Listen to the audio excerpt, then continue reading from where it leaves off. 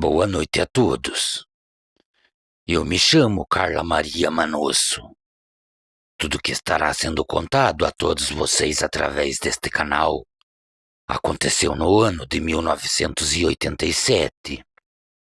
E nessa época, eu tinha 22 anos. Em minhas lembranças ainda existe como se fosse flashes de tudo o que passamos. Eu e minha família morávamos em um pequeno sítio que nos foi deixado por meu pai, que naquela época acabou sendo acometido por uma doença e infelizmente acabou nos deixando. O lugar fica na área centro-oeste do Paraná e pertence mais para a área rural. Bem próximo à nossa casa existe outra pequena fazenda, que ficava a uns 100 metros de nossas terras. E quem morava naquele lugar era o pai de minha mãe, ou seja, meu querido avô. Ele se chamava Toríbio Manosso. Pois bem, eu não tive a oportunidade de conhecer e nem ao menos conviver com meu falecido pai. E até onde eu sabia pelo que meu avô me dizia, depois do nascimento de meu pai, minha avó acabou ficando muito enferma.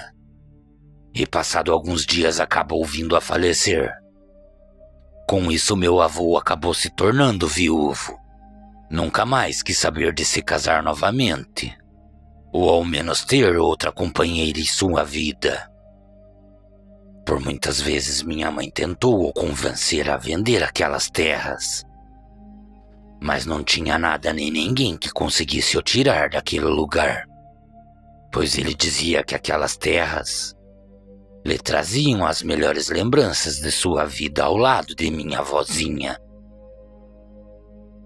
Então, por ele ser sozinho e já estar com a idade bastante avançada, minha família não ficava muito tempo sem ir o visitar e ver como ele se encontrava, se tudo estava bem, e até mesmo para ajudar a manter a limpeza da casa.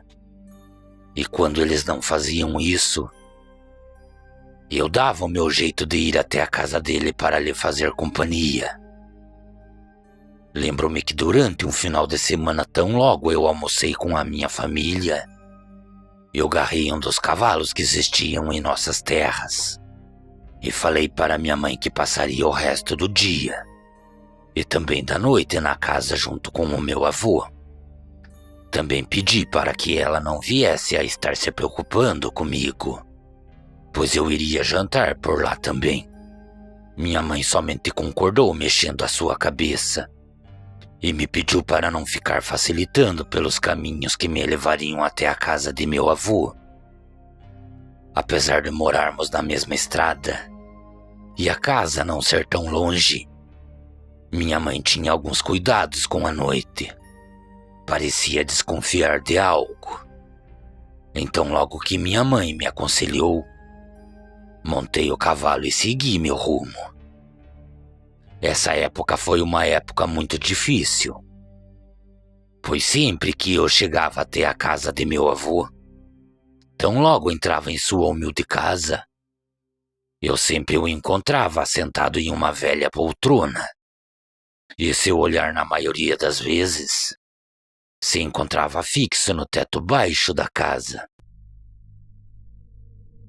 Também lembro-me que ao lado daquela velha poltrona havia uma velha escrivaninha, e sobre ela ficava uma velha lamparina a querosene, que servia para estar iluminando aquele cômodo da casa. Nessa época não existia a rede elétrica onde morávamos. A única companhia que meu avô tinha era um cachorro que se chamava Sansão, mas meu avô carinhosamente se dirigia àquele cachorro, o chamando de Fiinho.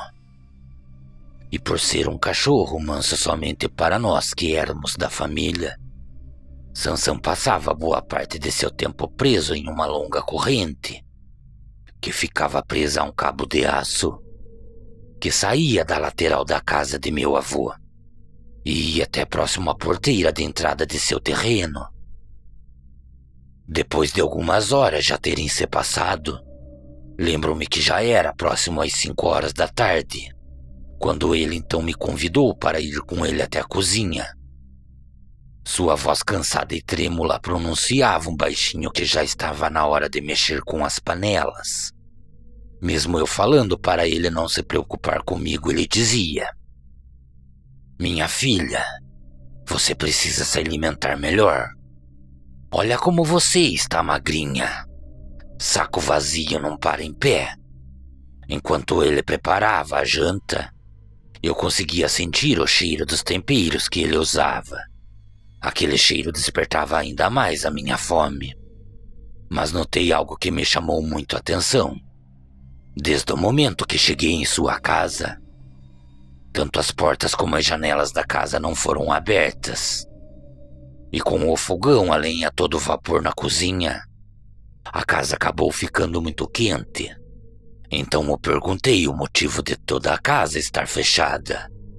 E quando fiz menção em abrir algumas janelas, principalmente as que estavam próximo ao fogão, ele acabou falando para mim: "Minha filha, melhor deixar tudo como está."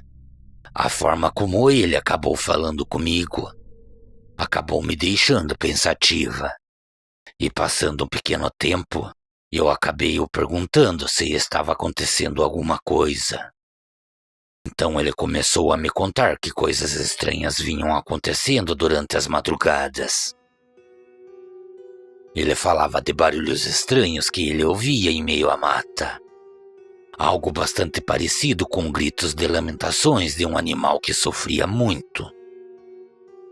Ouvir o meu avô dizer que os barulhos que ele ouvia não eram de nenhum animal que habitava nossa região e nossas matas acabou me deixando um pouco assustada. Então ele acabou me falando que a criatura que rondava as matas ao redor de nossa casa emitia esturros tenebrosos, a ponto de parecer que não era desse mundo. Também falou que não queria me assustar, mas ele acreditava que o que andava rondando todo o local era um famigerado lobisomem.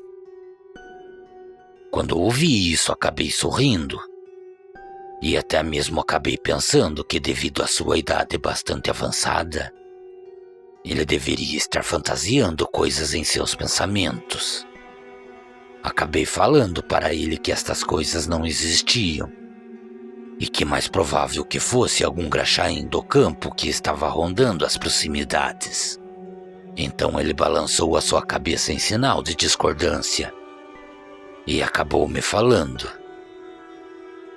"Nesses anos de vida que tenho, já ouvi todo tipo de bicho que anda por essas matas, inclusive graxaim, e o que anda aparecendo lá pelas bandas da lagoa não é um ser desse mundo."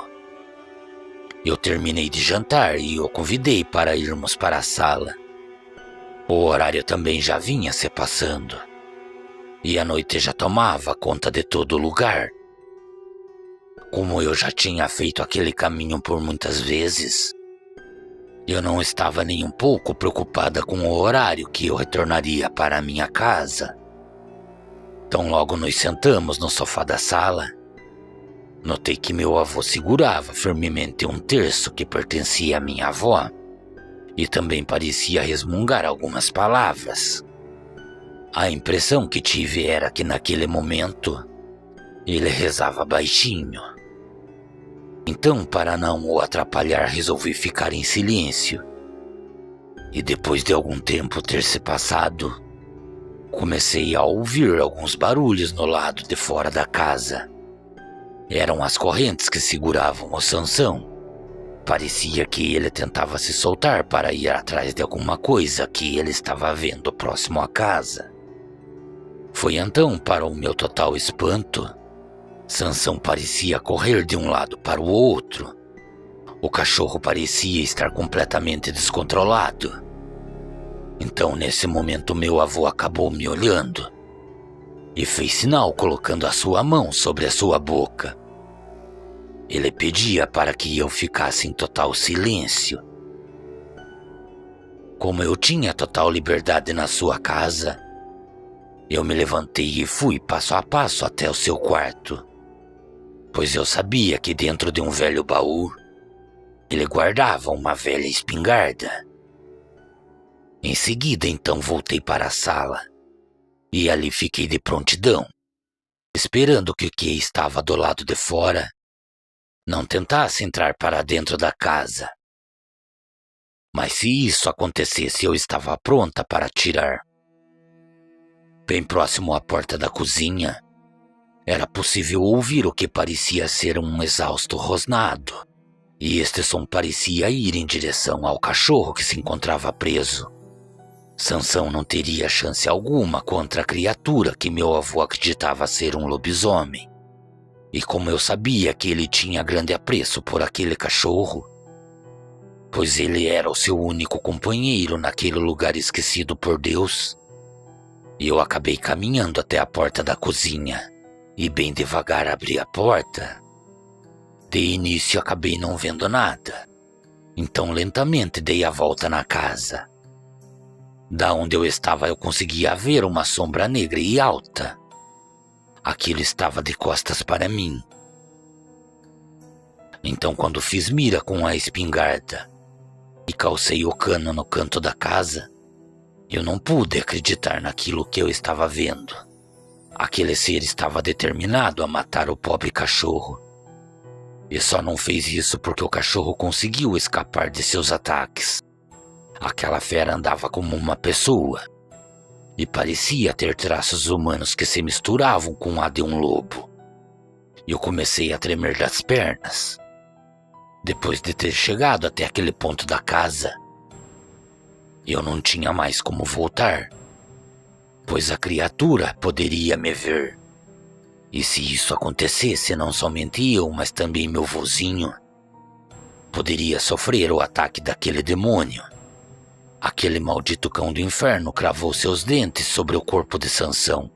Com isso, Sansão desfaleceu à frente daquele demônio, vendo que se eu não fizesse nada, aquela maldita fera iria matar o cachorro.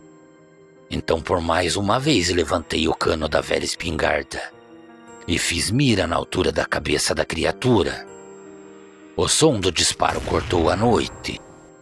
Antes mesmo que aquele demônio pensasse em vir em minha direção, apertei o gatilho novamente. O tiro foi certeiro, direto na testa da fera. Aquela coisa urrava de uma forma que parecia gritar de dor. Depois disso, corri até o cachorro e o tirei da corrente. Então o levei até a porta onde meu avô estava e voltei a minha atenção para aquele ser do inferno. Depois de ter se espojado no chão, acredito que devido à dor que sentia pelo tiro que recebeu, aquele ser se colocou sobre 4 patas e correu em direção ao lago novamente. E eu tratei de entrar para dentro da casa. Então, depois de estarmos todos em segurança novamente, eu passei boa parte da noite ouvindo meu avô me xingar por ter se arriscado tanto. Então, no outro dia, depois de ter retornado para minha casa, contei tudo o que havia acontecido à minha mãe. E passado alguns meses, ela conseguiu convencer o meu avô a vender aquelas terras. Um povo que morava na cidade que acabou comprando aquele lugar, mas também não pararam por muito tempo lá. Acredito que acabaram tendo alguma surpresa desagradável. Hoje em dia meu avô já não se encontra mais entre nós, e aquele lugar está tomado pelo mato. Mas às vezes tenho a curiosidade de estar indo até aquele local para procurar saber se o povo que mora nas proximidades da casa tem ouvido ou até mesmo visto alguma coisa diferente andando por aquelas matas. Muito obrigado por contar o meu relato, Júnior. Forte abraço a todos que seguem o canal NS Oculto. Cordiais uivos a todos. Boa noite.